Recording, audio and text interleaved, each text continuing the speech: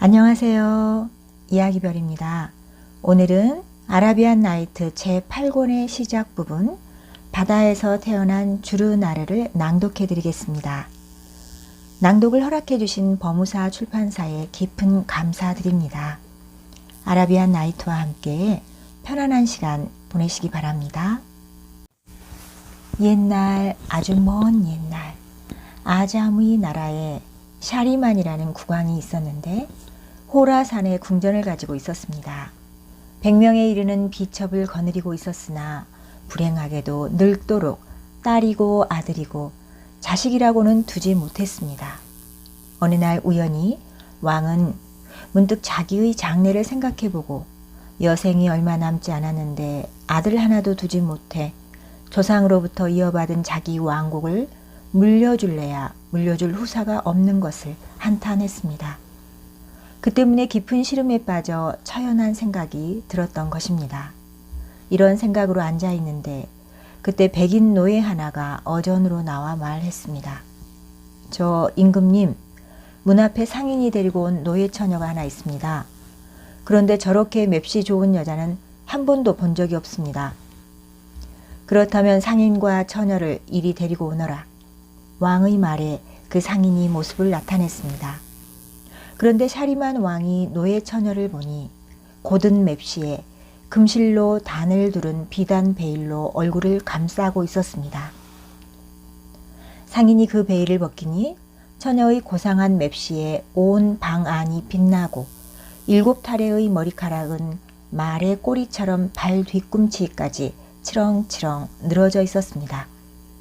게다가 천연 코르가루로 그려진 듯한 눈매를 하고 엉덩이는 무거운 듯 넓적다리는 굵고 허리는 버들개지처럼 가늘었습니다.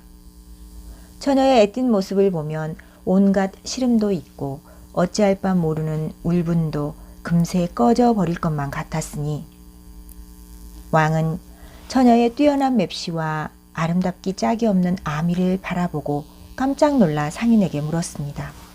여봐라 영감, 이 처녀는 도대체 얼마인가? 그러자 상인은 대답했습니다.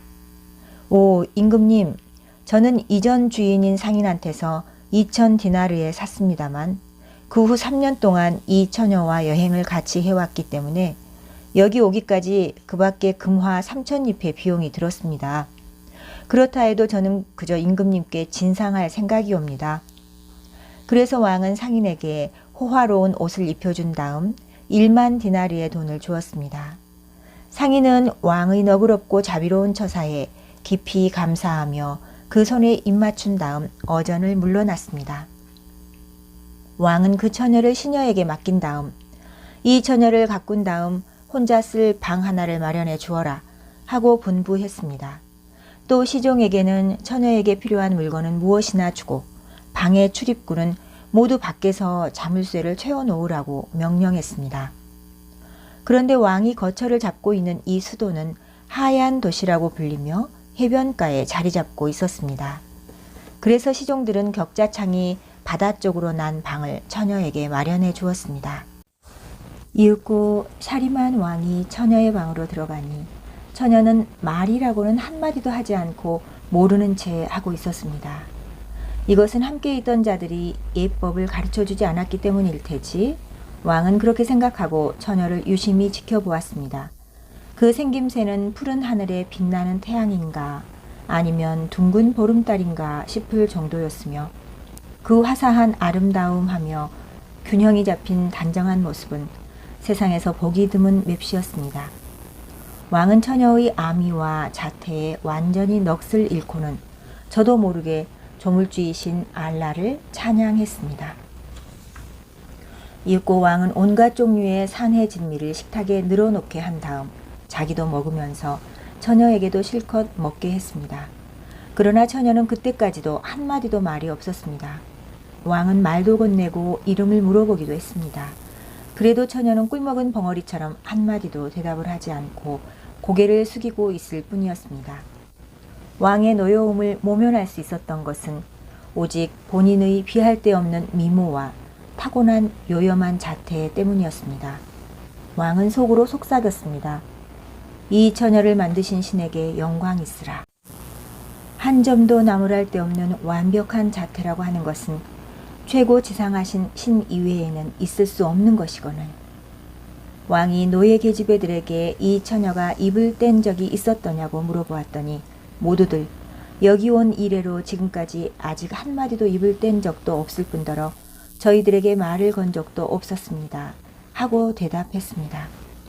그래서 왕은 몇 사람의 시녀와 비첩을 불러 처녀를 위하여 노래를 부르고 함께 흥겹게 놀라고 명령했는데 그렇게 하면 혹시 처녀가 입을 뗄지도 모르겠다고 생각했기 때문입니다. 일동은 왕의 명령대로 처녀 앞에서 온갖 종류의 악기를 연주하고 여러 가지 놀이를 하는 등 좌중의 모든 사람들은 흥겹게 연회를 즐겼습니다. 그러나 그 처녀 하나만은 그저 꾸어온 보리자루 모양으로 그저 묵묵히 바라보고만 있을 뿐 웃지도 않을 뿐더러 입을 떼지도 않았습니다. 왕은 처녀에게 미쳐 다른 측실이나 총회 따위는 돌보지도 않고 꼬박 1년 동안의 세월을 마치 하루처럼 처녀와 함께 지냈습니다. 그러나 그래도 처녀가 여전히 입을 떼지 않자 어느 날 아침 왕은 참다 못해 말했습니다. 처녀를 그리는 왕의 애절한 욕망은 나날이 더해갈 뿐이었습니다. 여봐라, 마음의 동경의 관역이여. 나는 그대가 귀여워서 죽을 지경이다. 그대를 위하여 노예 계집도 측실도 총애하는 시녀도 모두 버리고 그대만을 이 세상의 보물로 삼아 꼬박 1년이라는 세월을 꾹 참아왔다.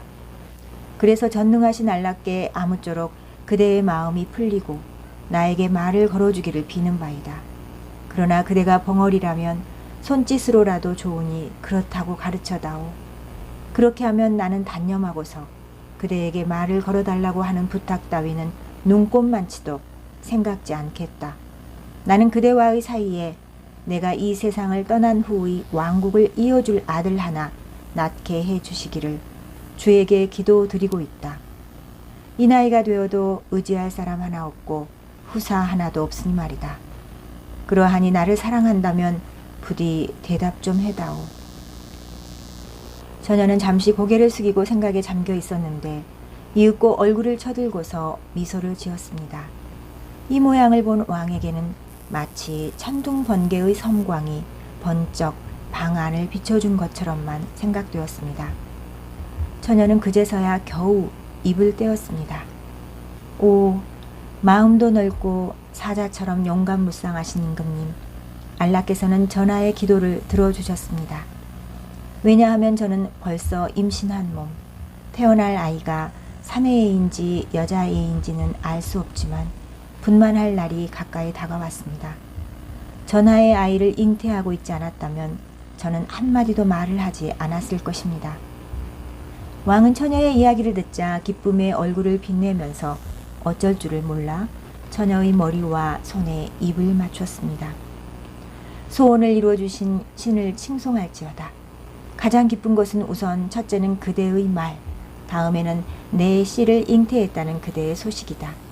그리고 왕은 일어나서 방을 나가더니 행복감에 황홀해져 옥좌에 앉아 최고 지상하신 알라에 대하여 감사의 표시로서 또 왕 개인의 희사로서 10만 디나르를 가난한 사람들과 과부, 그 밖의 사람들에게 나누어 주도록 대신에게 명령했습니다. 대신이 삼가 왕명을 이행하니 왕은 또다시 처녀에게로 돌아와 옆에 앉아 처녀를 자기 가슴에 꼭 껴안으면서 말했습니다. 오 비여, 나는 그대의 노예요. 그런데 이제까지 쭉 입을 다물고 말하지 않았던 이유는 무엇인가? 꼬박 1년 동안 아침 저녁으로 자나깨나 함께 살면서 오늘까지 왜 한 번도 말을 걸어주지 않았느냐? 그러자 처녀는 대답했습니다. 그럼 말씀드리겠어요. 현세의 임금님, 저는 비참한 방랑자로 부모 형제와 친척들로부터 멀리 떨어져서 비탄에 빠져있는 몸입니다.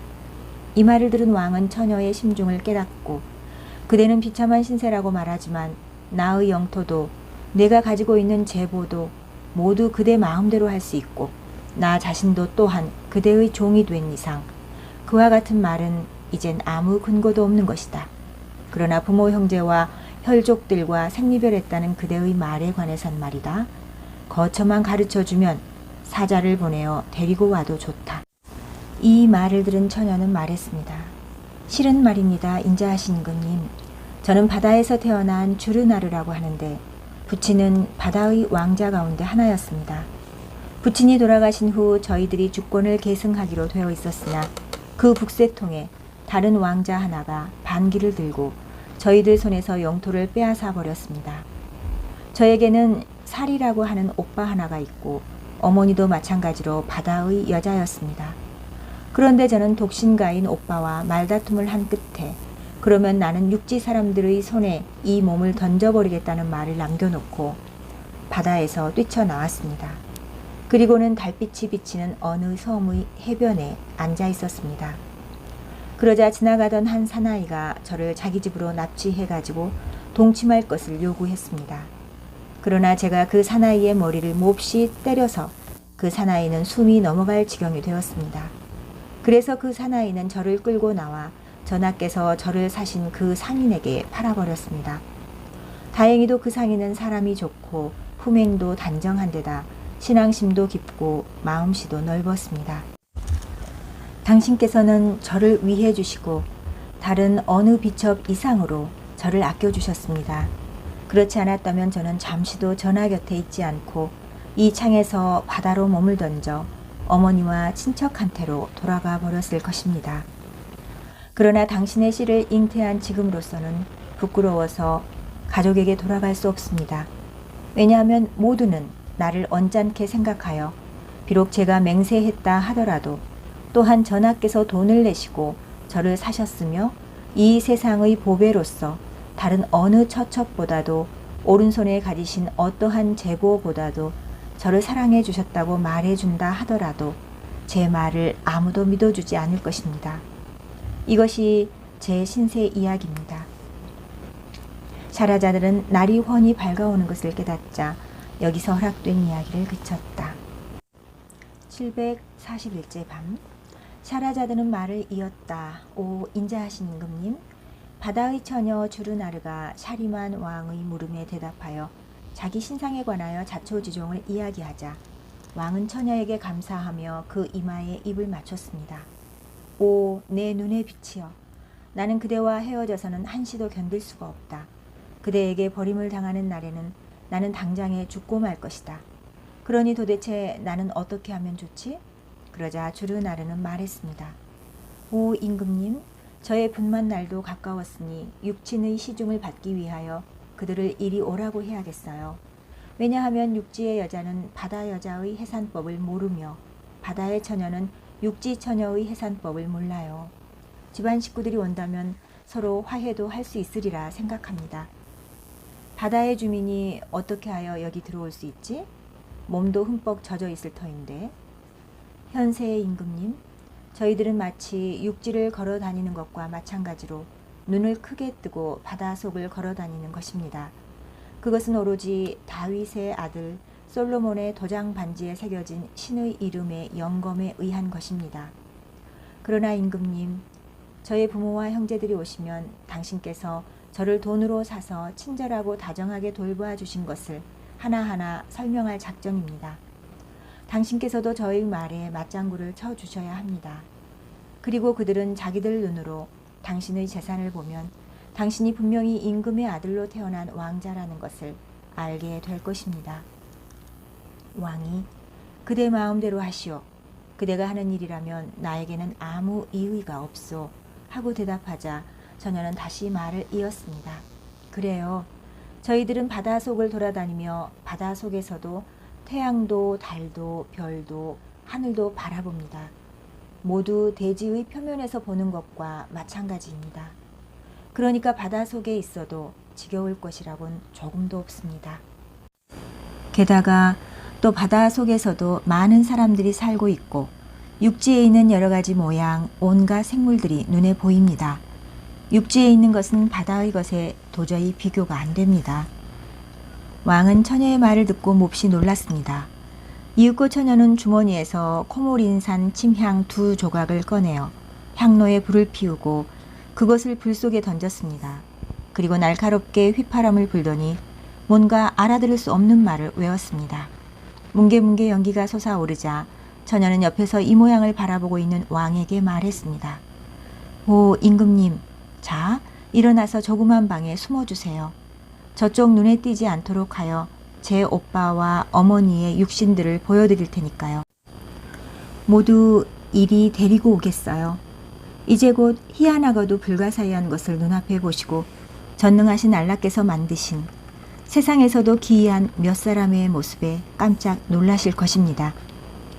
그래서 왕은 곧 일어나서 조그만 방으로 들어가 처녀가 하는 모양을 짐짓 지켜보았습니다. 처녀는 여전히 분향과 주문을 계속하고 있었습니다. 이윽고 바다에 거품이 생기며 흐려졌는가 싶더니 얼굴이 맑게 빛나는 한 미청년이 갑자기 바다 속에서 모습을 나타냈습니다. 이마는 꽃처럼 희고 볼은 분홍색으로 빛나고 이는 들국화처럼 청신하여 마치 보름달이 아닌가 싶었습니다. 누구보다도 누이 동생인 주르나르를 닮고 있으며 다음과 같은 식구에 나온 그대로의 모습이었습니다. 보름달은 한 달에 한 번 온전한 원을 그리지만 그대 얼굴은 나날이 점점 더 아름다워지느나 보름달은 한 곳에 살지만 그대의 집은 세상 사람들의 모든 가슴이로다. 그 뒤를 이어 나타난 것은 백발의 노파와 주르나르의 얼굴을 그대로 닮은 달과 같은 5명의 처녀였습니다. 왕이 바라보고 있자니까 그들은 바다 위를 걸어 창가로 다가왔습니다. 그리고 주르나르의 모습을 발견하자 곧 방으로 들어왔습니다. 처녀가 일어나서 기쁜 듯이 그들을 맞이하자 그들은 번갈아 처녀를 가슴에 껴안고 눈물을 흘리며 울었습니다. 이윽고 모두가 말하기를 오 주르나르, 4년 동안이나 어디가 있는지 거처 하나 알리지도 않고 어찌하여 돌아오지도 않았느냐. 너와 생리별한 후 정말 적적하여 먹어도 마셔도 조금도 그 맛을 몰랐다. 정말 단 하루도 울지 않은 날이 없었단다. 밤이나 낮이나 네 생각으로 가슴이 꽉 차서 우는 것이 일이었다. 주르나르는 오빠인 젊은이와 어머니와 사촌들 손에 입을 맞췄습니다. 그리고 함께 앉아서 그 후 어떻게 되었는가, 지금은 뭘 하고 있는지 등 주르나르의 신상에 관하여 물었습니다. 그래서 처녀는 대답했습니다. 실은 말이에요. 당신들과 헤어져 바다에서 뛰쳐나와 어느 섬의 해변에 앉아 있었어요. 그러자 어느 사나이가 저를 발견하고 상인에게 팔았죠.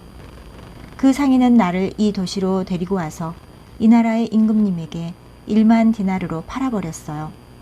그런데 임금님은 나에게 여간 잘해주시지 않으며 나를 위하여 당신의 측실도 총회도 모두 멀리하시고는 이 도시에 있는 무엇보다도 나에게 깊은 사랑을 나타내셨어요. 그러자 오빠는 외쳤습니다. 어쨌든 또다시 너를 만나게 해주신 알라를 칭송할지어다. 그런데 말이다 누이 동생아, 나로서는 이젠 너를 데리고 고국으로 돌아가고 싶다. 이 말을 들은 왕은 처녀가 오빠가 하라는 대로 하지는 않을까 걱정이 되어 불안한 마음 때문에 정신이 아찔했습니다.